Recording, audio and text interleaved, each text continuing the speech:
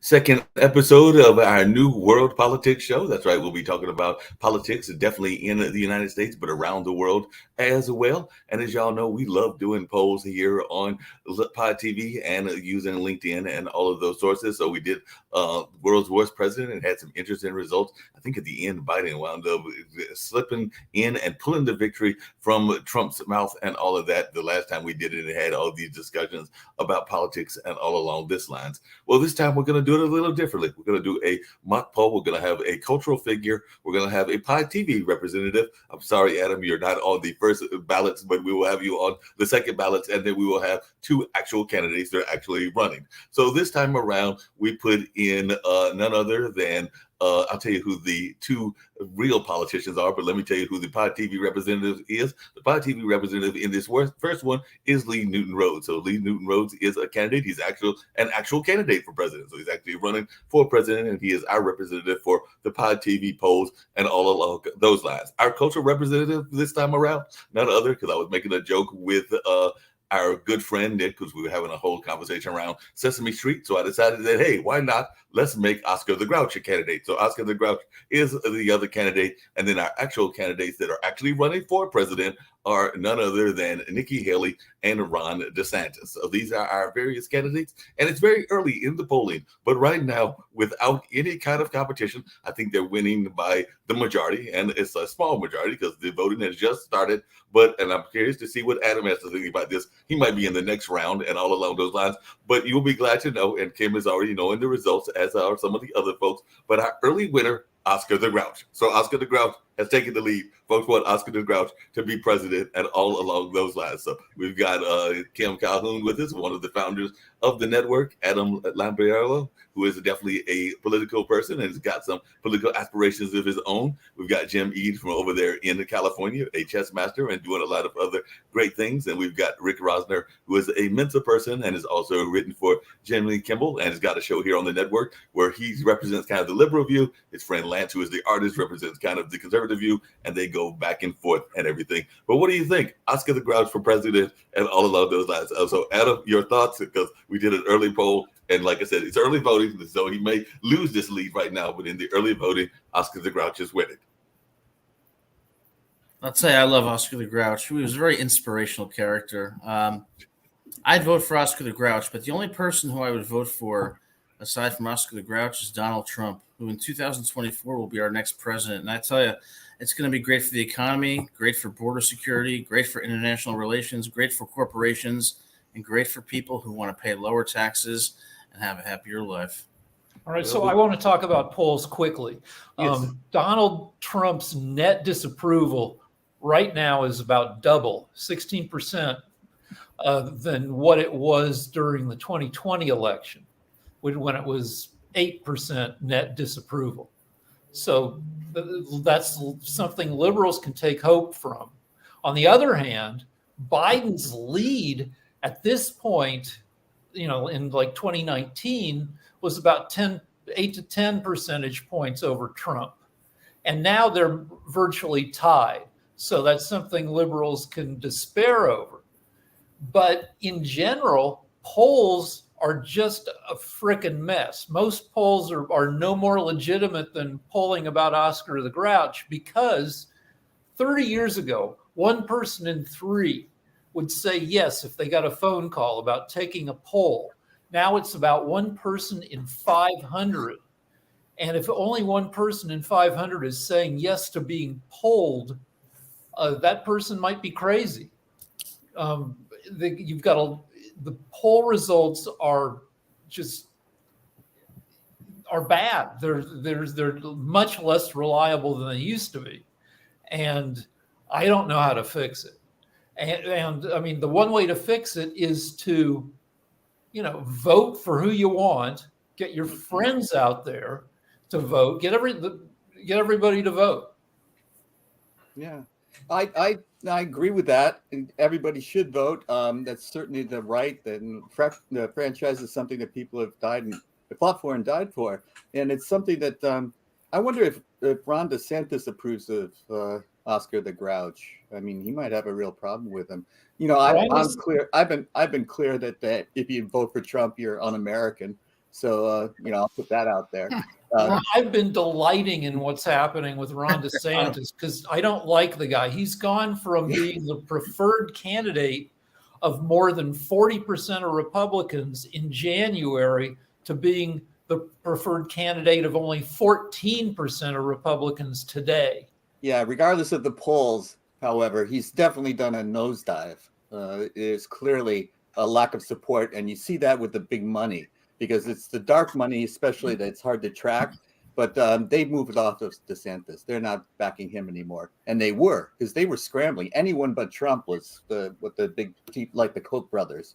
Just today in the polls, Trump has hit his highest percentage ever among Republicans in this election cycle. Trump is the preferred candidate of 55% of Republican voters and the second place person is DeSantis at 14%, and then it's Ramaswamy at 7%.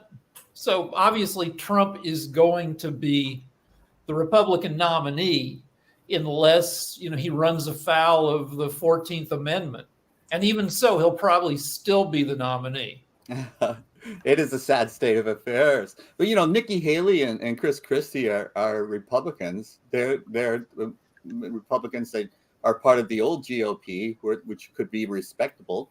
And, if either of those candidates were nominated, I could understand that the Republicans could hold their head high at least. But if they're going to back a soon to be, he's certainly an indicted, and he might be convicted by the time he runs for president. So I just don't understand, why they want to lose, because they're certainly trying to. Hey, sex scandals, convicted criminals, hanging out with, child molesters. They all get voted for, It doesn't matter. This is America. People like it. Yeah. Some people like it. Are you talking about Bill Clinton and Hunter Biden? I think that there are a lot of idiots that need to be removed from elections, a lot of uneducated people. And watching Trump's speech truly showed how uneducated a lot of these people really are when you sit there how and uneducated he is. Totally divide us. He always talks about us and himself, me, us. When I become president, I'm going to indict 1,000,000 times against Biden. I'm going to indict and get back my justice. I mean, it's all about him. It's not about what can we do to make America great again. He thinks by making himself justified, he makes America great again. And everything he said was, we're going to win and we're going to destroy them. Well, who's them? Is that the people like me who go, you know what, Trump, I'm just tired of your mouth running. I want somebody that can get the job done, that's smart. So who is them, right? Someone who believes in democracy. When he was in Nebraska, it was very scary. He almost slipped and he said, yeah, and you just better be careful when you come to Nebraska and then he realized, and he started rambling on and on and on about something else. But he realized, but he was going to, if you come here and you're not for me, they're going to beat you up. So, right. I mean, I just, it's an us and them with him. It's not about unite. And I want somebody who unites us. Well, Sasha, you're from Canada and you're too polite to just jump in. So what do you think? Oh, that's right. And Mark's not here. Oh, there's Mark. Yeah, Mark, right. I'd like to introduce Sasha. Yes. He's been with the network for a very long time, has some very good political views, as well as some world news that he does for us from Ukraine to Russia. Welcome, Sasha. Thank you. Well, you know that in my programs, I do a lot of comments and information about the Ukrainian-Russian war. And so from that perspective, I've heard a very interesting comment on Russian language program, they were commenting on the first debate, the Republican debates. And they were saying that it was quite engaging, very interesting program. And until there was some kind of a kid, it's kind of a poor man's Trump. And I don't remember. He says, I don't remember what was his name. Something like Vivek, something Kama Sutra or something. And Not quite. and yeah, it's something different. No, he says, no, it's not Kama Sutra, but something close to it. Anyway, Ramaswamy. yeah. So there was interesting dialogue, of course, between him and Nikki Haley, and I think she performed absolutely magnificently well. And from that point on, from our perspective, from the Ukrainian war perspective, of course, she's preferred candidate to become a president. The dilemma of Republicans, in my opinion, is that Democrats are very weak. Biden is absolutely horrible, and it will be a pity if he will be elected the president. It will be just horrifying. However, if he will be facing Donald Trump, he will win easily. And you know why? Because the Republicans are still hanging to the slogan that election was stolen and all this crap. And they're tuning, okay, it works for Republican voters.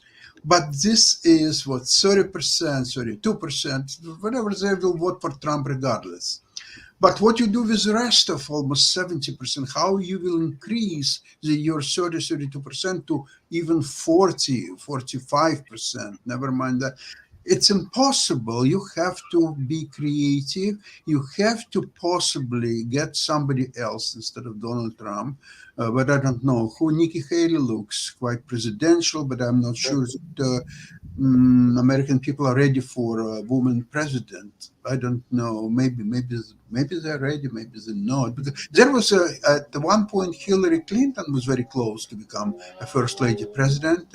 It didn't happen. So maybe it will happen this time. And by the way, CNN poll indicated that she would win against Biden a 6% advantage. It's a quite serious 6%. Now, 2%, 3% is okay, but 6%, it's very serious. And she scored better than any other Republican candidate. Whether she will become a choice of Republicans, we'll see. But essentially, Republicans, if they will be better organized, they could easily get the leader. I wouldn't say the right leader. I would say one who can win election.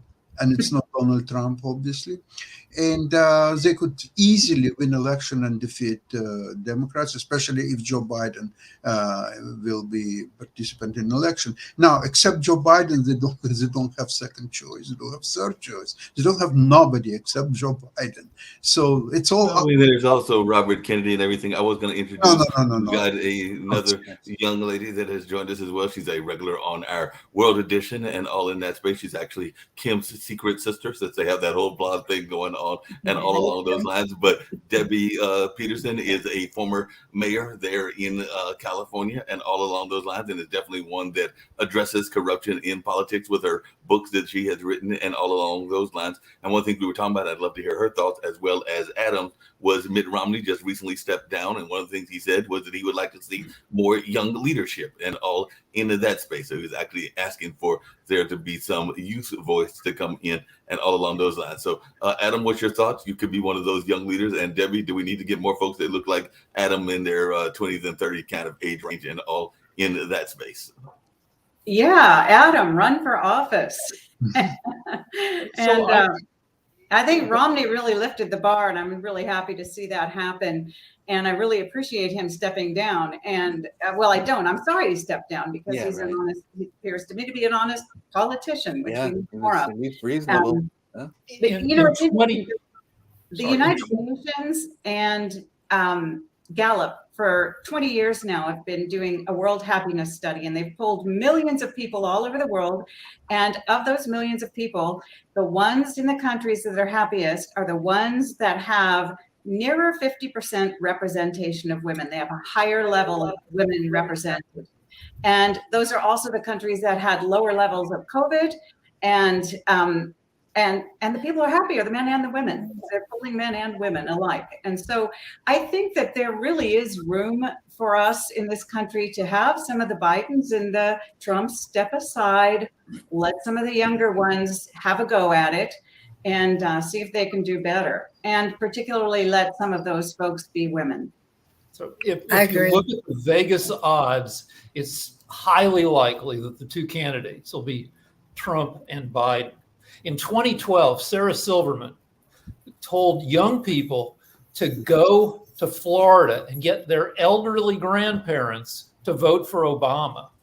I would like to see a reverse thing. I want boomers to do apology tours. I want boomers like myself to apologize to young people for owning everything and kind of messing up a lot of stuff and begging young people to get out and vote and save us.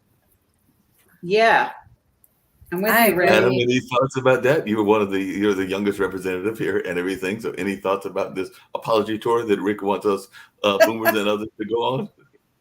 Young people are lazy, they're entitled, they're narcissistic, and they come from universities that are almost uniformly left that are not teaching them actually anything about the real world. 2024, look, I'm not a fan of Trump. I didn't vote for Trump. But we need a businessman in the White House, not a politician. And when Trump was, now James, relax. There's even more. Six bankruptcies later, yes. If Trump is, And how much is he worth? Not as much as he thinks. Stop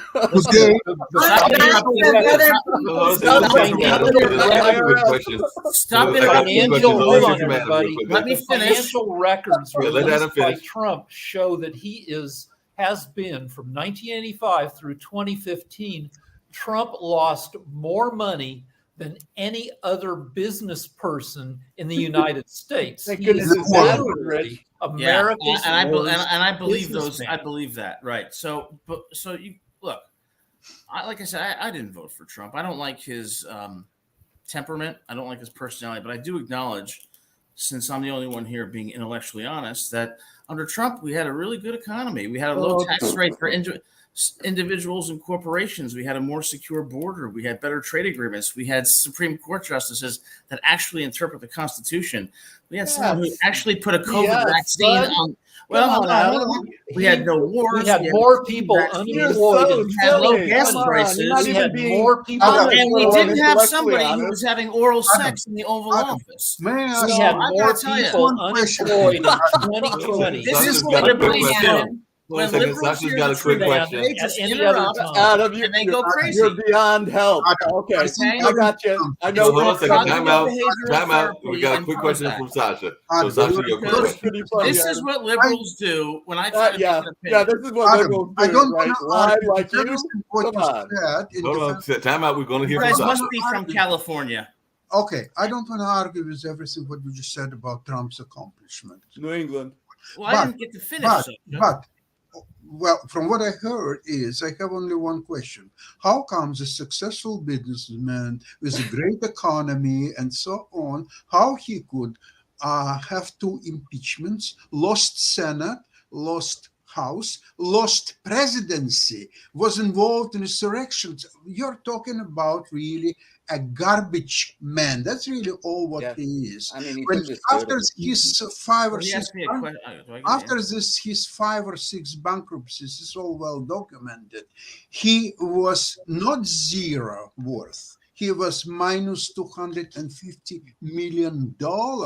He lost everything what his father left him with, and he came back only through Russian mafia money that were channeled to him through the Deutsche Bank. And the Deutsche Bank paid his fine $36 billion for that. So this is the source of his money, whatever he still has left. You're being educated, Not Adam. much. garbage. You should Okay? listen. So You know then, what, James? Let me even tell if you. he had I- brilliant economy, how you can vote for this garbage? Yeah. So You know, Trump was And the he first. didn't vote for him. He didn't vote for Do I him. get to Wait, respond? that Trump vote was bump. He's just indicating some points and Yeah, values I of what understand. their supporters are Okay. doing, because somebody has to speak about Trump here anyway. Yeah, Trump and if was I the could just first- respond, but Rick, go ahead.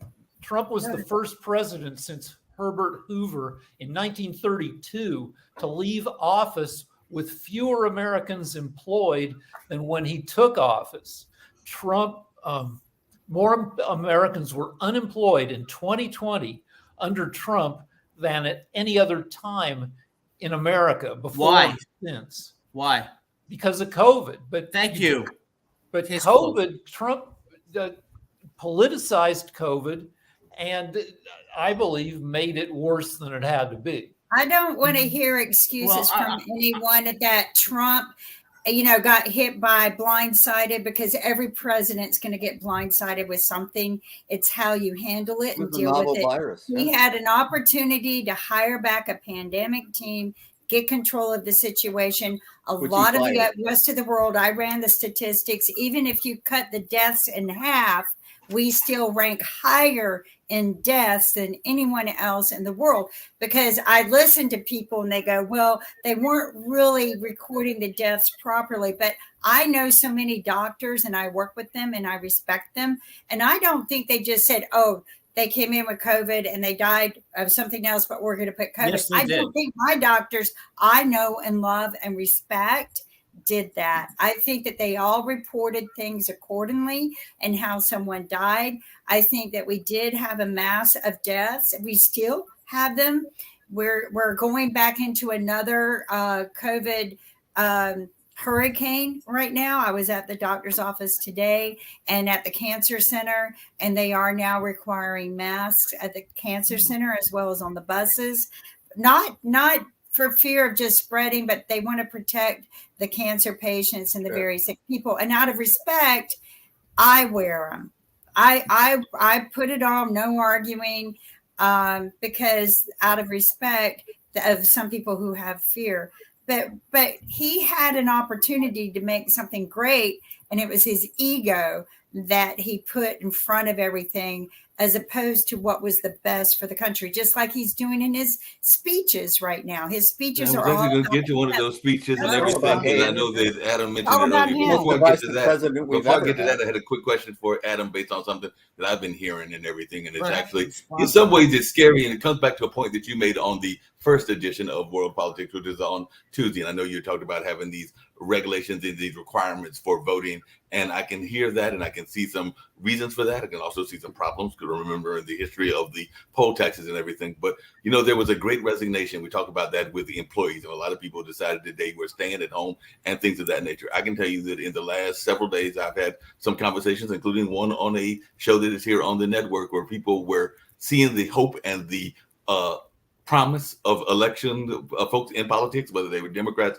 or Republicans, and they are very frustrated now, because I can tell you that there is at least one co-host on this network that has told me that the last time they voted was 2008, and they have no intentions of voting ever again. One of their fellow panelists on the show voted the last election and said that they probably won't vote this election. And there are some other people that I've been in touch with that said that they are not going to vote, partially because of the age and who is running, and partially because they just feel that politicians are full of a bunch of bullshit and that they're not going to do anything for them in that run. So Adam, as a young person, what would you say to those folks that are basically resigning from the political landscape and the political wheel? Because this is not a outlier. I think that this is something that we're going to see more of, where folks are frustrated, even though there was record turnout at the last election. I do not expect a record turnout in this election, because I think a lot of people are frustrated on both the left and the right. But your thoughts about this, and what would you say to those people folks? are frustrated on the left and the right, and I'm not a Republican or a Democrat, but they're frustrated because of how divisive our politics has become.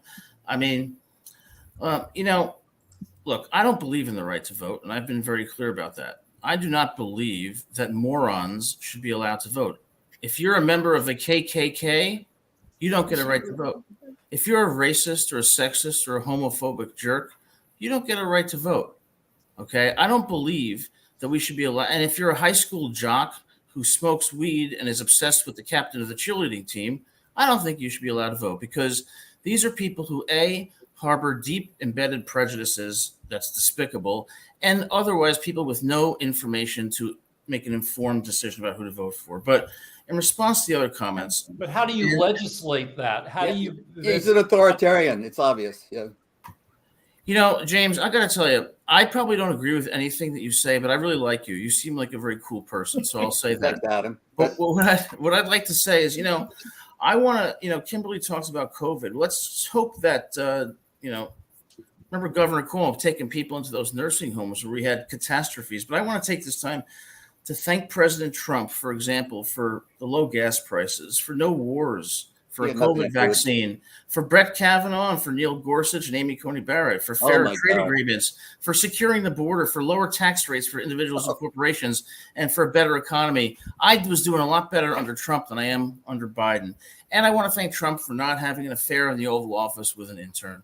You're one of the few you guys criticize Trump like he's the worst Adam. thing on the face of the earth. The truth of the matter is, every single person. When he says the truth of the matter is, deserve to be lied the worst to. person on the face of the earth. I didn't even vote for the guy, but I do recognize he did some good things, and his policies are far better than Biden's. Why didn't the you vote for unemployment him? rate? Why How didn't did you? the Why don't we add Lowest that? African American and Hispanic Adam, and you're rate making in it history under Trump. believable. I know you're Hold on a young. second, hold on a You second. can Time out learn to again. tell the I want to truth. answer Rick's question. Time out again, because hold on a second, Adam. Time out, because one of the things that folks will find shocking, because I even found it shocking, the program that I was talking about earlier that the folks were thinking about not voting is actually, because I'm not hiding it, it's on the network. Go watch the network. It was actually Real Girls Rock, which is a show run by an African-American women, and most of the folks that were on that, all the folks on the panel were African-American and everything along those lines. There were several people that were in the business community. This might surprise you, Adam, that I'm actually going to bring this up. They were in the business community that actually agreed with you. They felt that Trump did more for them as African-American entrepreneurs than the other presidents that had existed. So they actually brought that up. I didn't bring it up because I was only producing the show. Right. This was a They're not valid right, point but that they they're brought up. entitled They to their felt point that of they view. were giving more opportunities within the business lanes under Trump than under others. And like I said, this was their viewpoint. That's not So, necessarily one that I let agree me with all ask the you way. this question. It's a Let me ask minority this to, viewpoint from what I've heard. if from I can ask this to black James, and if I businessmen. can ask Rick and James this question, is it possible that maybe what I'm saying is, you know, partially true, and what you're saying is partially true, and the truth is somewhere in the middle? So Absolutely, it's yeah, possible. Trump didn't do everything wrong, but there have been 4 surveys of presidential historians, people whose job it is to know, you know, history. And in those 4 surveys, Trump came out ranked last, second to last, third to last, and 4th worst president by people, both liberal and conservative. Yeah, they're academics, so they're going to lean left, but people who know the presidency say he was among the very worst presidents. That's true, but I work with academics, and I can tell you they don't only lean left, but they're infected with bias. I'd like to hear from Also, Debbie, one Josh, more what do thing you about guys think? gas prices. We are Yeah, pumped. Debbie was in the We're- political lane. So, we're- Debbie, what is your thoughts around this conversation and everything? And I was going to bring up something. A few things. So first of all, I certainly don't agree that young people are narcissistic, selfish, lazy, and all the rest of it. That has not been my experience. And so I am still way in favor. And the leader of the happiest country in the world is a female millennial. And the leaders most of the leaders in the 5 happiest countries in the world are millennials or whatever that Gen X. They're young. And so I don't buy that. I don't buy that in this country or anywhere else in the world. I want to see younger people leading and at least giving them a chance to try leading. And as far as folks not voting, they are abdicating. If you don't like this country, get over it and get on with it because it belongs to you. It is your country. It is a democracy. It is your responsibility to take care of it, to make it work. And people did die for that. So get off your butt, get off your high horse, and go do your job as a citizen and get involved. If you're not voting, you're a Russian dupe. Putin has spent. Why are we going off on $200 Russia? Hasn't Vladimir Putin been through enough? Vladimir Well, Putin. Vladimir Putin. Hasn't he suffered enough? Not That yet. poor man. He's done a lot of suffering. He's I caused a lot wish of I had a suffering. red He button hasn't right taken now. it. Beautiful. Putin has I spent wish I had the red button. Putin has spent $300 million over the past decade using social media to destabilize Western democracies, Yeah, of to course. increase division and demoralization. Of course. And it's one of the greatest bargains to be had, driving people crazy via The old social playbook, media. It's, right. Hey, speaking Why of do you speaking of guys division, think I we want have to a come. Speaking of division, I democracy? want We to come to don't something have a Kim brought up democracy. in chat and everything, because there has been a lot of discussions around the influx of immigrants, and I think Adam brought it up earlier and everything. And I have heard people say that we need to prosecute them. Earlier on our other show, we mentioned the DACA and what is going on with DACA and how that has now been ruled, I think, illegal by the courts and all along those lines. But the question is being asked is, are we doing enough, one, to prosecute those that are bringing the criminal element? And it sounds to me, and I hope I'm not speaking out of school because you did bring it up in chat, but it sounds like you're bringing up the possibility of maybe having public hangings again and all along those lines and in that space. So I'm just wondering, is that something that we want? Do we want public hangings and all along those lines? Or is this just something that we are never going to do again? Because that was not very good. I get, back in history, you wanted to ward people off. What do? You just hang your enemies up, right? But I worked with one of the directors of Homeland like Security. Putin. And one of his concerns, he worked in forensics. He also took charge of the transportation department. But one of his concerns that just irritated him was that they would have these illegals, they would arrest them for doing whatever they were doing. They had them, but attorneys would come in and go, no, they have rights. We have to release them. And, his thing and his people basically were saying, well, they never come back. And so you're basically just kind of giving all of they knew they were illegal. They had no means of being here, no reason to be here. They were doing things illegal, probably killed somebody or pushing drugs or running guns. And he couldn't hold them. Attorneys made him release these people, and then they would never come back to trial. They were, disappear among all of the other cockroaches in America. And I hate saying it that way, but that's what they are. They are the evil. They are the ones who come over here. Kim, I asked you this on a phone call, and I'd love to hear Adam's response. So what I'm going to say is that, and I know there are others that might agree with me, others that might disagree with me, but is the government partially to blame, and are they not being complacent? Because as I've said on several shows, and I'll say it again, you show me a drug operation that has the kind of drugs that you need in order to get these items from other countries, and I'm thinking that there has to be some government, if not actual cooperation, by actually bringing it here in different ways. There has to be some blind eyes turned and all along those lines. So I'm thinking that that absolutely. We saw it at the airport. Our government absolutely. What are your thoughts? Absolutely. We saw it at the airport. We saw it at the gateways. A lot of heads are turned. It was very frustrating to him because, again, his hands were always tied because of who he reported to, but also his hands were tied because, that the law came in, attorneys came in and said, oh, no, these people have a right. And then he couldn't really hold them. He couldn't do anything with them or even ship them back. They had to wait until their hearing, which is wrong. Personally, I say if they're doing something wrong and they're illegal, there should be a law put in place. And I don't know if it is now or how we would enforce it, but there should be something in place where you can say, no, you're illegally here. You're doing illegal things. You've been caught. You don't get attorney representation. You do not get free representation. And, like I kind of said today, let's just hang them in the street to ward off all the other ones. But, just make them the example so people quit coming over here and doing it, period. And shipping them back doesn't do any good because they come right back. I would like to say problem is okay, go ahead. Fentanyl is the doses are so tiny that one person gets through with a kilo of fentanyl. That's hundreds of thousands of doses. A dose the size of 2 salt grains is enough to kill you. So 2 milligrams will kill you.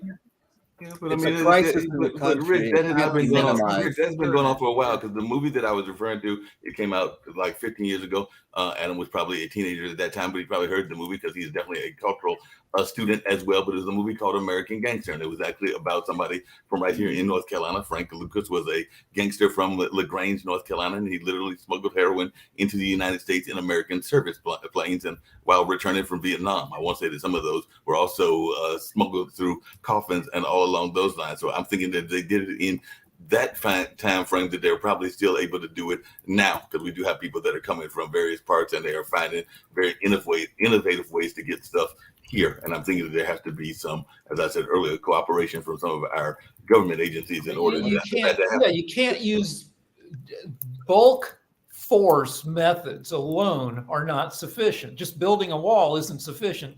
You need high tech. Ideally, somebody wants to come into America, you inject a chip into them, an RFID chip, so you always know where That they works are. for me.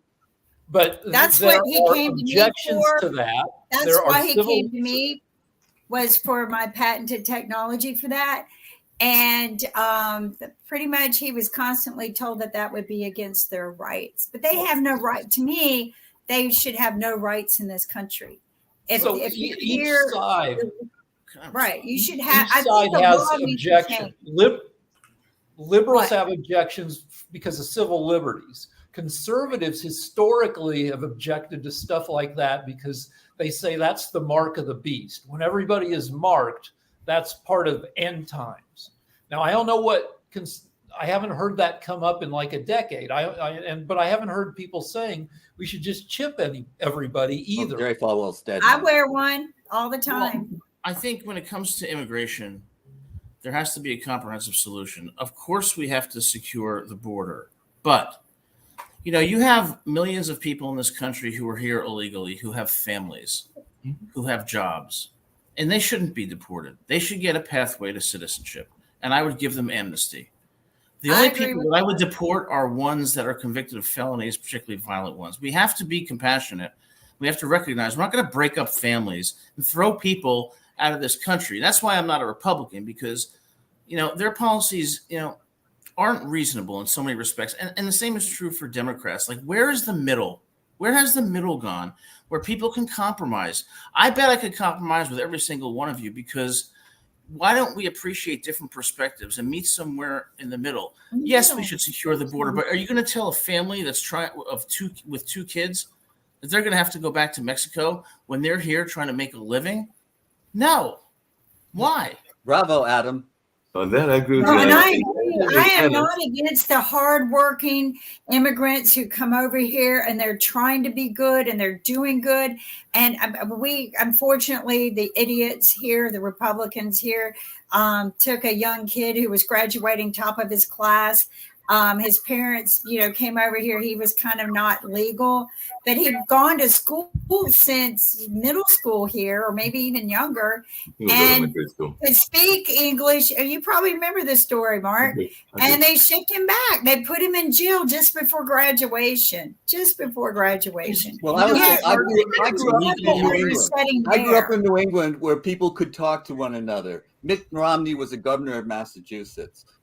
Democrats and Republicans weren't these polar opposites. And it wasn't like if one side said A, the other said not A. The way it is now, we talked to each other and we didn't insult each other and we didn't call each other names. What we did is have policy disagreements and we tried to work them out. And we often achieved compromise. It was called working across the aisle. This has disappeared. It disappeared. Basically, Newt Gingrich took out a contract on America in the 90s, and he said all the Republicans in the House are going to have to stick together and vote the same way. So it didn't. Hold on a second. I got to stop you there. I got to stop you there, Jim. Was it Newt Gingrich that started this mess and everything? Because I can go back even further than that. There was a certain senator here in North Carolina that was notorious for voting against stuff. That's why they called him Senator No. John Edwards? There was another one down in South Carolina that was very much. I like John. No, you're missing my point, Mark. Before Newt Gingrich. There are always bad like people Helms in and government. Strom Thurmond. You're missing Newt my point. Gingrich Newt had Gingrich I know organized exactly it. who it is. You got Helms, the House Mr. of No. Republicans to vote as a block. and there was no compromise. I like John No Edwards. Republican could go outside That of was it nice. because then they would not get reelected, and all of them knew it.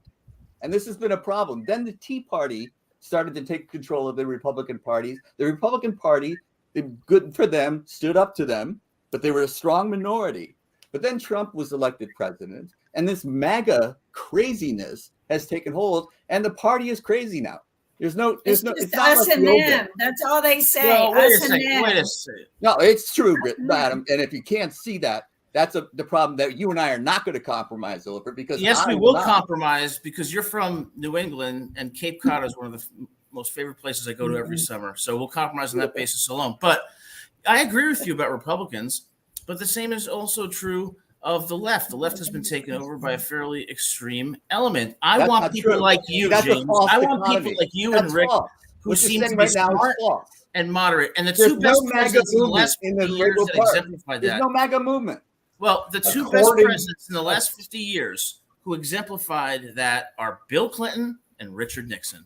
And they were the According two to a best. Pew survey, That's Republican false. politicians have moved 4 times as far to the right as Democrats have moved to the left. And that should be obvious to everyone. It's mostly on the Republican side. Joe But I Biden think is it's also- the basis Hold of on a it. second. There's Hold on a second. the Hold on a basis second. of Before we get to how it that works. and everything, hold on. One thing I was going to ask is, and I was actually going to come back to something that Adam brought up earlier in our conversation, which is this kind of tit for tat, because y'all are kind of talking about that even now and everything. Because one of the things that former President Donald Trump said is that he has no idea, this was in the interview that he recently did with Megyn Kelly, as to whether the Republicans will vote to impeach President Joe Biden. But he does have a theory on what motivated House Republicans to launch a Biden impeachment inquiry. And it's one simple word. He said, revenge. They did it to me, is what he told folks in the hour-long interview. And had they not done it to me, I think, And they and need to nobody grow up. officially But said Sasha, this, you got your but hand I up. think they had not done it to me, perhaps you wouldn't have it being done to them. So he's arguing this notion of it being tit for tat. So what do y'all think about this tit for tat kind of And stuff that might be going I in know, politics? Mark, but let's give Sasha a second Yeah. here. Okay, before I leave, I have to leave earlier. I want to tell you from Canadian perspective, the immigration issue is treated completely differently in the United States, what appears to me, than in Canada. Now, Canada is blessed that there is no illegal immigration. Okay, there are some illegal immigrants, I'm pretty sure, but we're talking about a handful of people, so it's practically non-existent because of the natural. There is only one border with the United States, and there is oceans on both sides. So how you can come to Canada illegally? It's quite a challenge. Now, Canada needs immigrants. It's a huge territory, very little, the population of Canada is definitely not enough. We're talking about some 38 million people for such a huge territory. So we need immigrants, period. And the immigrants are arriving to Canada in large numbers, almost comparable to, if you're talking about legal immigration, I wouldn't be surprised if Canada is not too far behind from the United States, which is much more populous. Just to give you Canada some actually in just to get some fuel to what 2021. Sasha's saying, because I know Sasha's got to leave. I was just actually looking that up because I've always wondered this as well. According to the 2021 Canadian Census, immigrants in Canada are numbering about 8.3 million persons, and they make up approximately 23% of Canada's total population. So about 1 in 4 people are of immigrant descent in Canada, and they represent the 8th largest immigrant population in the world. With the proportion. I have the figures for all of the countries, and we in the United States are at 13%, and we're not doing badly. We're up there, okay. We're not horrible, but the happiest countries, most of them have a higher rate of immigration, and they integrate their immigrants. Yeah, integration is a very important point. I remember a few years ago when there was a huge immigration from Syria, including Canada. So how Canadians approach them? Remember that Syria is a multinational country. There are several nationalities. So, for example, there was a substantial Armenian community in Syria. So what they arranged that members of Armenian community here in Ontario and other provinces just as well, I'm more familiar with Ontario situation, they were invited, Syrian Armenian living in Syria to immigrate to Canada, and they were taking them in their houses. And they were boarding them for several months until they would learn language, get the job, and so on. And many more, not only these immigrants, but all over legal immigrants in Canada, they are much more prosperous comparatively to average Canadian in order jobs, the quality jobs. A lot of them are working in the field of their training and education and so on. So this is why in America is such a struggle. Now, let's talk about illegal immigration, which I'm not so much familiar, but still on a previous program, I just suggested, okay, it's a crime to come illegally to the United States. There is no doubt about that. But there is a crime and there is a punishment. What should be punishment for somebody who did illegally several years ago and established himself or herself and his family and working and producing? Okay, give them some, okay, you are familiar with business immigration. You pay $250,000 or $500,000 or so, and you're becoming legal immigrant. So these people, they can easily, after several years working in this country, they can easily pay this money, and even not, they can go to the bank and take a loan and pay this money. So United States would prosper to take money. Okay, it's like a punishment. Okay, you committed crime 9 years ago. Okay, it's time to pay for your crime. Unless you want to go back to your country, of course, nobody will go back to your country. So they will pay this money gladly, and they will arrange loan if they don't have all amount to pay.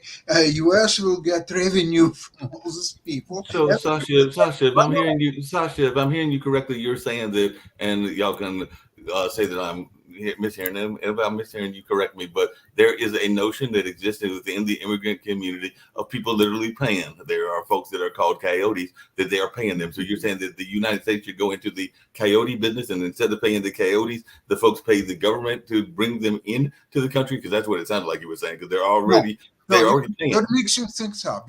I'm talking about the business immigration to not only to the United States, but to almost any country in the world. If you're bringing with you a certain amount of money, $250,000, I think in Canada there is business immigration. You have to create, probably 5 jobs for Canadians and so on. I don't know exactly amount now. It's changing. Say $500,000 probably would do. If not, $1 million, whatever. But this is a business immigration. It's different. What I'm talking about, the people who came illegally, so obviously they didn't have $250,000 to bring in or so on, but they already came. It's a fact of life. They're already working. They have families, they students in schools and maybe in higher education or so on. So they committed a crime several years ago. No question asked. So there has to be a punishment. So why don't you have a punishment logical and beneficial to everyone? These people will gladly pay a certain amount of money to purge that crime that they've committed several years ago, so they could remain in a country of their choice, of their children now being raised, and so on. And that would solve all the issues, so these people would get legalized. United States will get infusion of capital. If you're talking about millions of illegal immigrants, you can calculate yourself how much money we are talking about here. We're about to get, the world, and Canada particularly, is about to get hit with tens of millions. This show is supposed to be on world economics. In the next 25 to 30 years, we'll have close to 1 billion climate change refugees. The climate change is going to reshuffle the distribution of people all across the world. Right now, America has roughly, 12, 13 million undocumented immigrants, less than 4% of the population. They're demonized well beyond their numbers. But Well, I mean, the numbers are even crazier less than Canada because I just looked it up. The estimate of undocumented immigrants, you heard me mention those millions of immigrants that exist, 25% of the population. But apparently, the undocumented immigrants in Canada range, depending on who you're listening to, between 35 and 120,000, which is a lot less than what exists here in the United States and everything. So, Sasha, why do y'all have such less undocumented immigrants? Sorry, Marco, what's your question?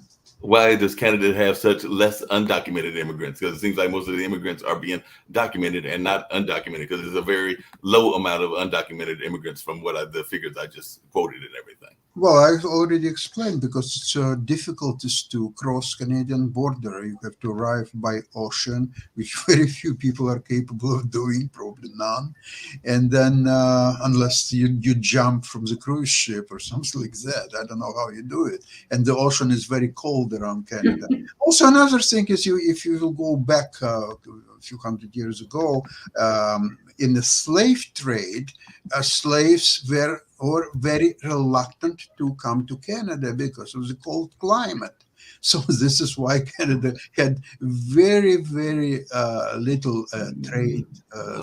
Gotta give you a little bit of pushback on that, because the Underground Railroad, Canada was one of the great destinations and everything. Now they might have backtracked to New York, but I do know that Harriet Tubman and Who others. were the biggest slave owners in Canada? The indigenous people. They were enslaving. No, I'm not saying that they were slaves going to Canada. I'm just saying that a lot of the Americans were going up to Canada.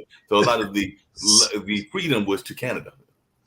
No, that's not true. The slaves were indigenous Canadian people, and they were enslaved by their own people. And the white people in Canada, who came predominantly first from France and then from England, they were horrified by this custom for the local people. And finally, they abolished that completely, made it illegal. No, I think what you're talking about is the difference between Canada and the United States. And what I'm saying is that a lot of the United States slaves were actually trying to run to Canada, because Canada was seen as one of the great escape routes and everything. If you're coming from Nicaragua, you're adding another 1,500 miles to your journey if you want to go across the United States and get to Canada. You're doubling your trip.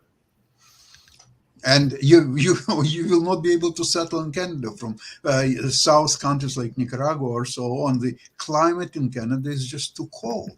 This is it was cold even for slaves in the 18th, 19th centuries. So it's still cold there even now, although it's getting better with the climate change. Now we have very mild winter last year, and this year probably just. Yeah, everybody should be buying property in Canada. Absolutely. Canada is becoming a really nice country with the climate change.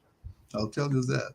Well, just the last thing, and then I'll leave that whole thing alone. But yeah, like I said, if we're talking about Harriet Tubman, who was one of the great leaders of the underground movement. Canada was definitely one of the destinations that she sent people to. As a matter of fact, that was one of the popular destinations that she sent folks to. Like I said, they might have backtracked, but they were definitely going up to Canada, and that was her route of freedom that she was sending folks to. And I want to say that even in her own end of life, she spent some time up there as well. So that's when my point was, that there was a number of the folks. I mean, during the Vietnam War, people would run to Canada to avoid the draft. Right. But that's people who are already in America.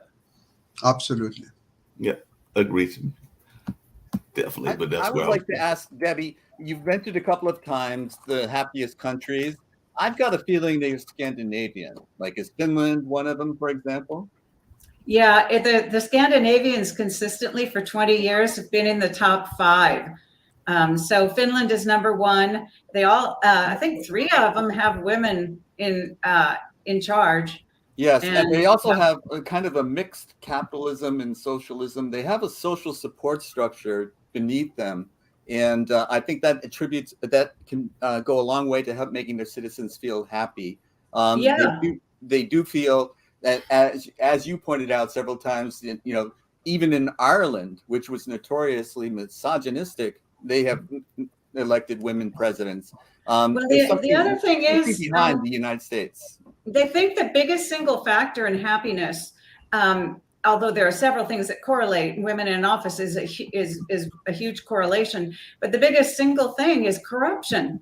because with the corruption, they don't trust the government. And I think Correct. that's one of our biggest issues here. We don't trust government. And when you Trust. don't trust government, you become disillusioned. And that's why it's so evil for people in government to be corrupt, because it destroys democracy and people don't vote. They give up. They get disillusioned. All the happiest countries have populations of 1 to 7 million, which means we have a population of 1/3 of a billion. Those little countries can be politically sophisticated and nimble and elect young people and elect women. And the U.S. can't get happier until we have 2 functioning political parties. We're Well, already how are the other big 2 countries doing, or continents doing, in terms of happiness? I mean, when you talk about billions of people, and I don't know the answer, Debbie, so if you know it, how are India and China doing in the sense of happiness? Because both of those, They don't do very well. They're not very high up. I don't think I have them here on this particular chart I'm looking at. I was looking at my immigration chart. I'm not sure, but actually, what am I thinking? GDP is important, but it's not number one. Number one is how cohesive people are. It's whether they trust one another, whether they look after one another, whether they feel like there is a safety net, and whether they can trust their I would like government. to add, you're talking about a country with very homogeneous population. There are almost. Oh no, they're not. They're not. They have huge numbers of immigrants that they. No, but these that they immigrants are integrate. very quickly becoming part of society. They very quickly learn language. They're and homogenous in the sense that they integrate, but they're not homogenous at all. Far I will from it. guarantee you they are countries that America has not interfered with. Well, Um, I But mean, isn't there You know what's decent- interesting? There are countries that have a history of virtue. Most of them did not have slavery. They have cycles of virtue, where we have cycles of corruption. And the two, you tend to go the way you've been going. And it's hard to break a cycle of corruption. And cycles of virtue tend to continue as well. Well, we are taught in the United States that you get up to the top by stepping on someone else's neck. And that's not a virtue, and it's not taught in other countries. That cooperation is the C word rather than capitalization or capitalism, that can be another way that your society can benefit. But And when the society- Jim, we're also taught in Everyone is happy. particularly the West, that you are supposed to work like 14, 16-hour days, oftentimes for somebody else, and all along those lines. And Because end as up I with a said broken on marriage several and shows, resentful children. this Yeah. is both on Pod TV, both my own as well as some of these news shows, that there is a differentiation to me between a career and a job. And I think a lot of people are doing the zombie version, and I don't know if Adam agrees with me, of going to work because they are having to go to work to pay the bills. And they don't necessarily love the job that they are doing. They are just going because they have to pay the bills. when it comes to the World Happiness Index, I'm not quite sure how they're measuring happiness, but I'll tell you where people are happy. They're happy in Singapore with a benevolent dictator. They are. And I have always said a benevolent dictator is better than a democracy. We don't have a democracy here. About 30% of the population votes in elections, and politicians are in the pockets of the NRA and any other and people who donate the most money. So I don't really consider it Pharmaceutical industry. Well, actually, I do think this is a great point, and it's worth another show. However, I had a Chinese friend who told me that the best government is good emperor, the worst government is bad emperor. So That's right. Be careful what you wish for. That's right. So I would here's say on Singapore is future the shows there happiest should be a Asian rule. country. For by future far. shows, I'm sorry. I didn't mean to interrupt you. Go ahead. No, Singapore and Taiwan are the happiest Asian countries. Exactly. They have a ton of money. It's crazy rich Asians. Their economies are super powerful. And they had a great dictator for many years. And I think on future shows, one thing we want to be careful of is, let's stop bullying Mr. Putin. Hasn't he been through enough? Really? I'm feeling very He's sorry been through for him. so much. I mean, really. Let's don't be The a Russian Putin. national anthem is I'm brushing a tear out of my eye right now. So, but here's the thing: we're at the top of the hour. Real quick, a round robin. We'll start with Adam, since how he, Nick, you want to put him back? So let's start with Adam and tell me, if you were president, what would you do right now to make a change to make us move towards being a better America? Not Trump or anybody else. You.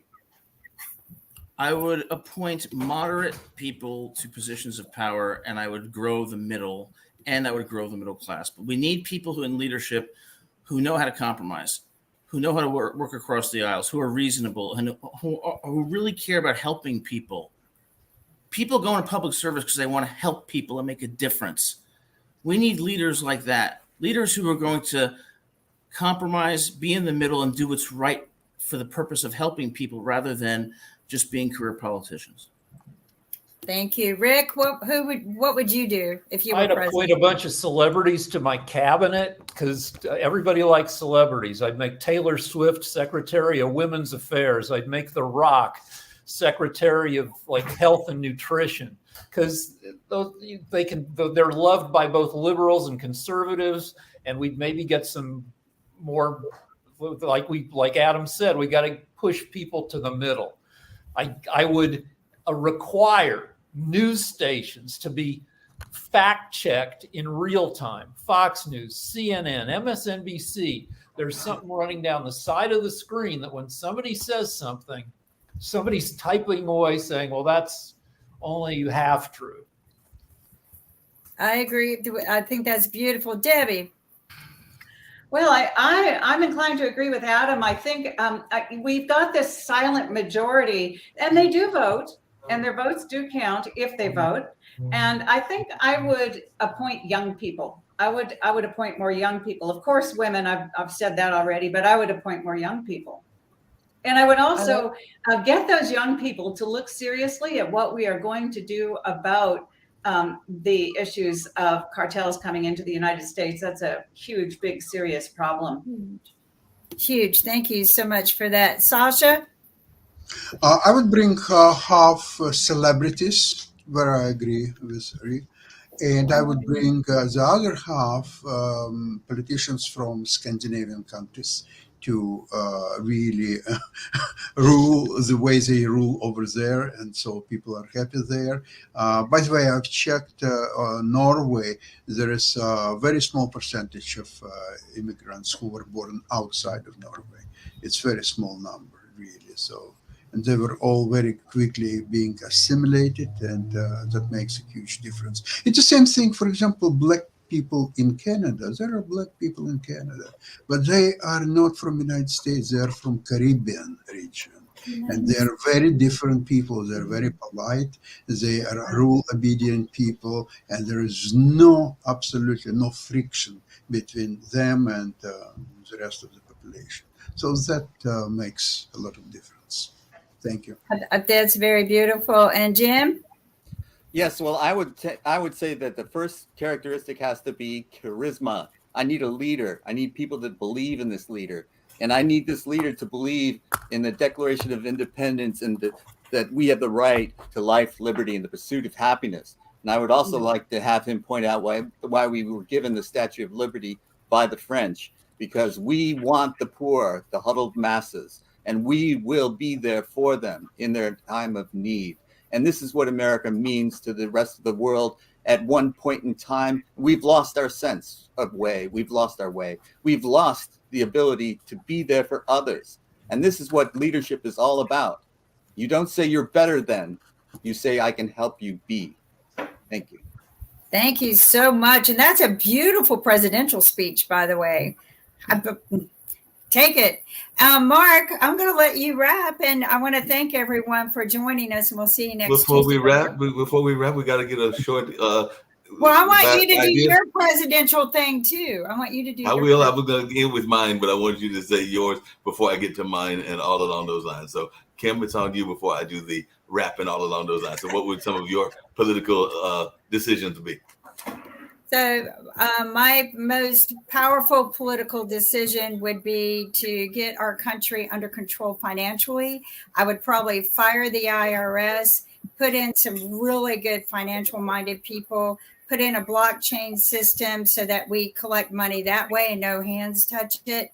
And then it's programmed to disperse where it needs to go. I would get rid of the medical insurance companies today as they are, put in a blockchain payment system and make it equal for everyone to be able to obtain insurance that does not deny them. And then I would work on getting rid of a lot of the criminals that we have in this country, and that would start in the government and then work our way out into the communities where the cartel are coming in. And I posted on my Facebook what I would have done to them. So, and I don't think it's appropriate to say on TV. So, but that would be how I begin, is start getting us under control financially and get rid of the sticky fingers and make it all systematic, because that's truly what artificial intelligence should have been used for. No problem. And to get to mine and all along those lines, definitely there has to be some serious restructuring going on in a number of things we've talked about on other shows here on Pod TV, but we've got to restructure the criminal justice system. It is a total joke, and it is totally very much biased on a lot of different ways. So that is something that needs restructuring. I've had several of my friends that have been complaining about their housing situation. So definitely that needs to be examined, and we need to figure out a way to get better housing and more affordable housing. So affordable housing, a restructuring of the criminal justice system, a restructuring of the health system, and a number of other things would be things that I would be looking at, because all of those are things that need to be addressed. And even to Adam's point, I think that we got to look at what we are doing on the educational side as well, because there are a number of things that we are not teaching that we should be teaching and that need to be taught, whether that is vocational, whether that is fiscal literacy, or whether that is a number of other things. And then last but not least, because it's very important, well, two things. One, next week, Adam will be the featured Pod TV representative. I've already decided that. So Adam will be the featured one on next week. So y'all can vote for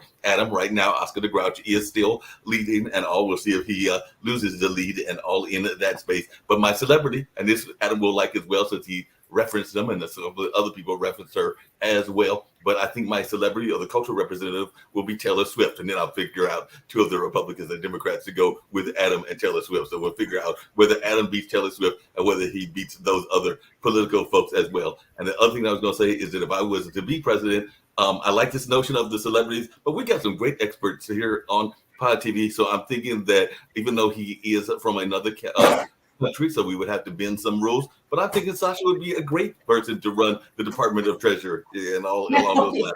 I think that definitely she's done some great work in terms of understanding cities. So I'm thinking that Debbie could run some of the departments that are doing city relationships and all along those lines. I'm thinking that Jim could definitely have some great opportunities in a number of things, including education. I think I'll make him the head of the Department of Education and all in that space. Adam is a lawyer. We need some folks in the judicial system. So I'm thinking that Adam Lamparello, if I'm the one elected president, is my attorney general and all in that space. And of course, Rick Rosner, I'm going to make you Secretary of State. So I'm thinking that's what we're going to have going on and all along those lines. And, you know, you've got all that experience in engineering and all in that space. And so I think I need a technological czar. That is you, Kim Calhoun. So like I said, we've got all of these parts here. There are other folks that can have offices that are not here that have expertise and all in that space. So I think we can create an entire cabinet just off of the folks that come on Pod TV and all along those lines. You'd have an attorney general that never wore a shirt. That's...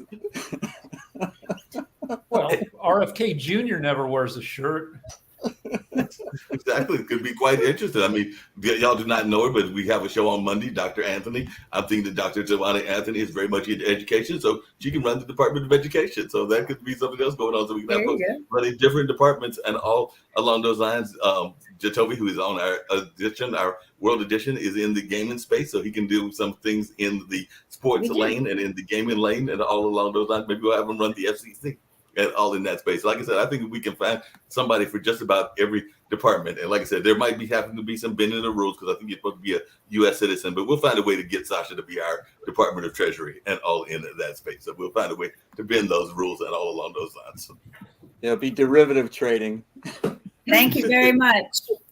We'll see you guys. Great show. And actually, if you stick around, right about now, because it just started, Coco McMillan is actually doing her show. It's actually a repeat of last week. She'll be back live next week, but it was a very powerful interview with an R&B singer that has got some new stuff that has been released, and it was a very good conversation in addition to a conversation with a minister friend of hers as well. So there'll be a little bit of things on the religious side and on the music side, and that is going on till about 7:10, and then later on at 8 o'clock, we've got Billy Graham coming with some business advice because he is a business coach and all along those lines. So not Billy Graham, the former evangelist and all of that space, but our version of Billy Graham and all along those lines. So we got some more great programming coming back, and we'll see you here on World Politics on Tuesday. So nice meeting you, Adam and Debbie. Good night. Bye-bye. Good night.